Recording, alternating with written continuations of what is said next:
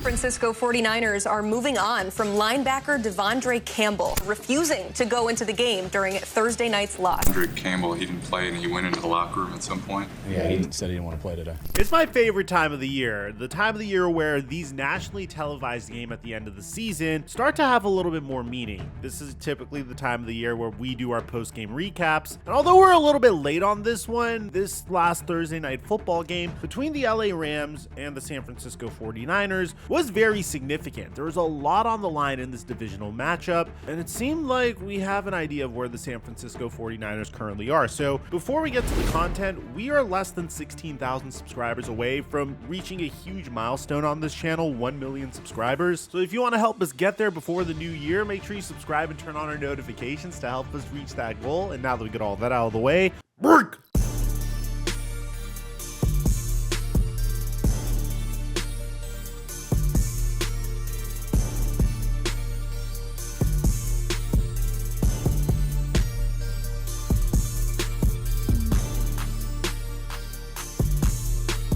So we're pretty much being given free money again. You remember on Thanksgiving when Tyreek Hill needed 1 receiving yard, and then we just need to make 1 correct prediction to 3x our money, and we hit on Thanksgiving, and now all Patrick Mahomes needs is 1 passing yard versus the Cleveland Browns. So we only need to make 1 prediction to 3x our money again. To take advantage of this opportunity, click the link in the description down below, or use my promo code Mikerophone when you sign up for Prize Picks to get a free $50 when you make a play of $5 or more. Now, unfortunately, I already 3x'd my money. Yeah, I paired Patrick Mahomes with Josh Allen throwing for over 242 passing yards versus the LA Rams, and could you blame me? The Rams are one of the worst passing defenses in the entire league, and I was certain this was gonna hit. Now, I posted this pick onto my Instagram story, so if you followed me on Instagram, you would have seen that pick, but if you didn't, don't worry. I still make plenty of picks on a daily basis for you to pair the Patrick Mahomes free square with another one of my favorite picks for this upcoming weekend, and I have a pretty good track record of hitting whenever we have a free square. So make sure you use my promo code Mikerophone when you sign up for Prize Picks to get a free $50 when you make a play of $5 or more, and hurry up and sign up before they move the lines because we want to take advantage of the odds we have. And thank you, Prize Picks, for the sponsor. Mic check 1 2 1 2. What's going on, everybody? If you asked me as a regular fan of football, I'm an individual that really doesn't like the San Francisco 49ers, primarily because they beat my favorite team each and every time we happen to make it into the playoffs, save for last year when we faced the Green Bay Packers, and that was exponentially more embarrassing. But I do have a lot of respect for the way that the organization is run. This is an organization that is notorious for not always hitting on their first round draft pick, like Solomon Thomas or Reuben Foster or Mike McGlinchey or Javon Kinlaw or Trey Lance. But this is a team that has not only established a winning culture, but they seem to be incredible at hitting in the late part of the NFL draft. Whether it's George Kittle in the 5th round, Dre Greenlaw in the 5th round, which is going to be very important later on in this video, Diamador Lenore in the 5th round, Halanua Hufanga in the 5th round. I mean, honestly, if I'm the 49ers at this point, I would just trade my 1st round picks for more 5th round picks because it seems like this team can't miss in the 5th round. But there's also Fred Warner in the 3rd round, and obviously they've hit on some of their 1st round picks in the form of Nick Bosa and Brandon Ayuk. Obviously, the very cherry on top of these draft picks is none other than Brock Purdy. The 49ers were really aggressive in trying to find their quarterback of the future, and they found him in Brock Purdy in the 7th round of the 2022 NFL draft. And there's a huge question about his future. How much is his value truly? Should he reset the market at the quarterback position once the season's over? Well, up until this point, Brock Purdy had a stainless record as a quarterback in the NFL. And a lot of fans like to say that he was being carried by Kyle Shanahan's offense and a very good supporting cast. And his numbers did take a little bit of a dip this year, but I don't really know if I could fault Brock Purdy because it's my personal philosophy that a quarterback can't single-handedly carry a NFL team unless if they happen to be Patrick Mahomes. Now, as a result of these decisions in the Kyle Shanahan era, the 49ers have had an incredible run of dominance. I mean, sure, they've never won the Super Bowl, but when this team has been fully healthy, they've always at least made it to the NFC Championship game. It's like every time they make it to the playoffs, they either lose in the NFC Championship game or they lose in the Super Bowl to the Kansas City Chiefs. Since signing with the San Francisco 49ers in 2017, Kyle Shanahan has led this team to 4 conference championship appearances and 2 Super Bowls. John Lynch has done an incredible job constructing this team, making savvy trades for players like Christian McCaffrey to extend their championship window.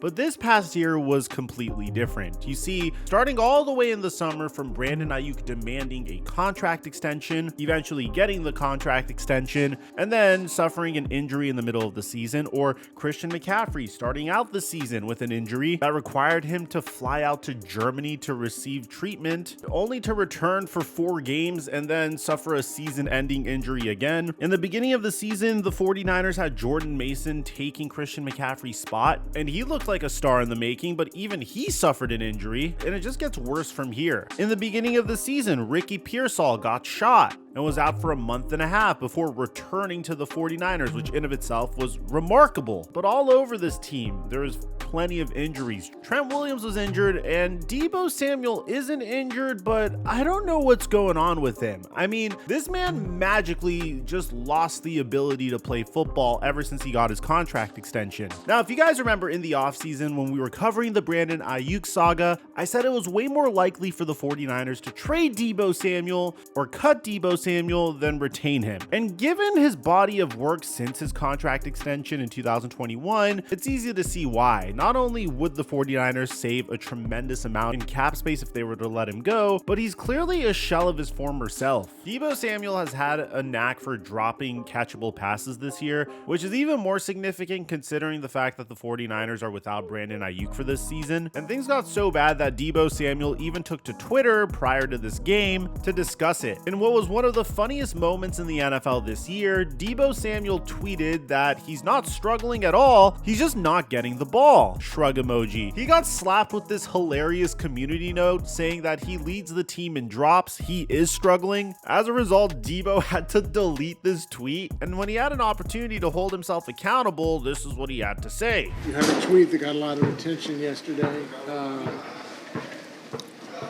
You care to expand on your feelings or what you wanted to convey with that? I mean, you read what you read. A little frustrated for sure. Kyle and Brock said that you guys talk just about daily. Is getting touches and things like that something that's discussed during those kinds of conversations? 100%, yeah. Do you see that? Do you sense that? I mean, as soon as you get the ball, that there's like 3 or 4 guys out there on the perimeter. I mean, there's 3 or 4 guys whenever, it don't matter who got the ball. It's cyclical with guys getting touches. You expect it to come back around for you, right, in terms of When it comes, it comes.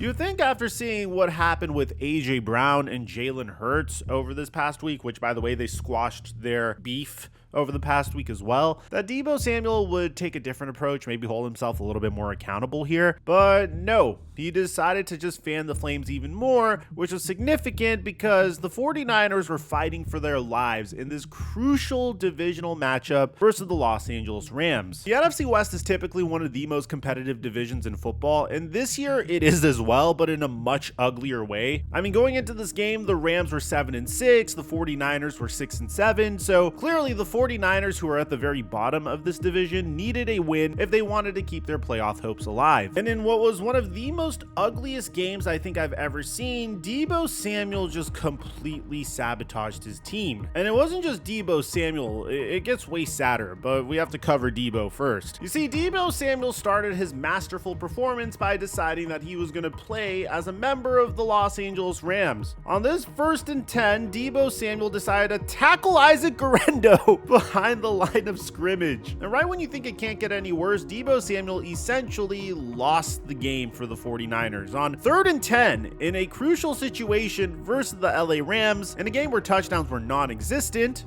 Brock Purdy found Deebo Samuel on a signature play of his, a slant down the middle that typically was good enough for either a huge gain or for a touchdown. But instead, Deebo Samuel dropped the ball. So this didn't really help Deebo's case at all. And it's just so funny because someone posted this on X. Did you do the dishes? Picture of Deebo Samuel. What the does that mean? It means they're washed. At this point, it's not a stretch to say that Deebo's San Francisco 49ers career is in jeopardy following this season, but it gets way worse for the 49ers. Now, the San Francisco 49ers really needed linebacker depth, so in free agency, they decided to pursue a one-time first-team All-Pro by the name of DeAndre Campbell. Now, Campbell has been consistent as ever, especially when he was playing with the Green Bay Packers. And so far for the San Francisco 49ers, he was one of the better linebackers on the roster. He started in 12 of the Niners' first 13 games, filling in for Dre Greenlaw. But Dre Greenlaw returned in the 49ers matchup against the LA Rams, so Campbell was benched and did not play in the first half. Once Greenlaw experienced fatigue, the team asked for Campbell to enter the game, but he refused and said he's not playing today and decided to go to the locker room. And 49ers players really didn't like this. When you consider the adversity that this team had to go through throughout the year, you can't really blame them. I mean, Ricky Pearsall was shot and in a month and a half later returns to the team. The man was fighting for his life. Charvarius Ward lost his daughter and still returned to the team, which is so difficult to do, and I hope none of us ever have to experience such a thing. Christian McCaffrey had to go to Germany in order to try to speed up his recovery timetable to play. And then you have De'Vondre Campbell refusing to play, and this is how Charvarius Ward felt about it. Definitely hurt the team because, D went down, and we needed a linebacker, and I think Flan was banged up too. So for him to do that, that's some selfish stuff to me, in my opinion. Like, it's probably gonna get cut soon, so it is what it is with that. Multiple members of the 49ers had a lot to say about this. I mean, George Kittle said this. Does that create dissension or disbelief or just disconnection on the sideline? Not disbelief or disconnection like as a team. That is one person who just decided not to, play for his teammates. And I don't think that doesn't make our offense look at each other and be like, wow, man, we're falling apart. It's more of or like the defense, hey, we're falling apart. It's more of a one person making like Mooney said, a selfish decision. And I'm with Mooney on that. And I've never been around anybody that's ever done that. And I hope I'm never around anybody that does that again. And of course, probably my new favorite trending meme. Are you coming in today? Picture of De'Vondre Campbell. What's that supposed to mean? I'm not going in. I love this trend. This is by far the stupidest thing I think I've ever seen a player do. Because I understand on one hand, 3 years ago, you were on top of the world. You had a career year for the Green Bay Packers, and then you signed this huge contract extension with them. A year later, a 5-year deal worth $50 million, and then you get released 2 years after that contract extension. I can understand that being a tough blow to deal with, but you're still playing football. He signed a 1-year, $5 million contract with the San Francisco 49ers, and he was having a great season up until that point. I mean, he was about to enter free agency, and there was going to be a huge demand for his services, but this bit of hubris might have screwed all of that up. And Kyle Shanahan announced very shortly after that De'Vondre Campbell's probably not playing for them again. What do you need to do to ensure that you don't lose the rest of the locker room? I haven't lost anybody. That's somebody who doesn't want to play football. It's pretty simple. I mean, I think our team and myself, we know how we feel about that, so I don't think we need to talk about him anymore. It's just so sad whenever you see a player set themselves up so well. I mean, he literally did what he was supposed to do. He came in, he had one of the best seasons of his career on a team that really needed him to fill in for a star player, and then he got benched. I mean, you already have tape for 15 weeks of the season, bro. The man already exceeded his tackle numbers as a member of the Green Bay Packers last year. Sure, he's not close to 2021, but it's enough for him to continue getting contracts in the NFL. So I don't know why he would screw himself over like this, because I think this one move would scare away any teams from potentially signing him. At the end of the day, I feel a lot of empathy for the San Francisco 49ers because they usually make the right decisions. So long as they don't fire Kyle Shanahan, I think there's a lot of hope for them moving forward. Every once in a while, they have a year like this where just everything hits the fan, all their players get injured, and then they end up having a terrible season. I don't think that's an indictment on the coach. It's just really hard to perform when your highest paid players aren't available to play. Whether it's Trent Williams or Brandon Ayuk or Christian McCaffrey or Dre Greenlaw for the majority of the season, there's only so much you can do to try to put a band-aid on an offense that is clearly in shambles. and they did the best that they possibly could. If they end up not making the playoffs, I think it was impressive that they were in this position to begin with, because I think in any other circumstance, most teams in this situation that lost their best players would probably be 3 or 4 win teams. Well, let me know in the comment section down below what do you guys think about all this, especially if you're a 49ers fan. How do you feel about your coaching staff? How do you feel about the season? What improvements do you think you need to make in order to succeed in the future? I like to hear what you have to say. Aside from that, the number 1 overall pick in this year's NFL draft is looking like Travis Hunter. We've never seen a player like this before in NFL history. I made a separate video on that, and I'll meet you guys over there. Aside from that, I'm your boy Mike, and I'm dropping our mic until our next upload.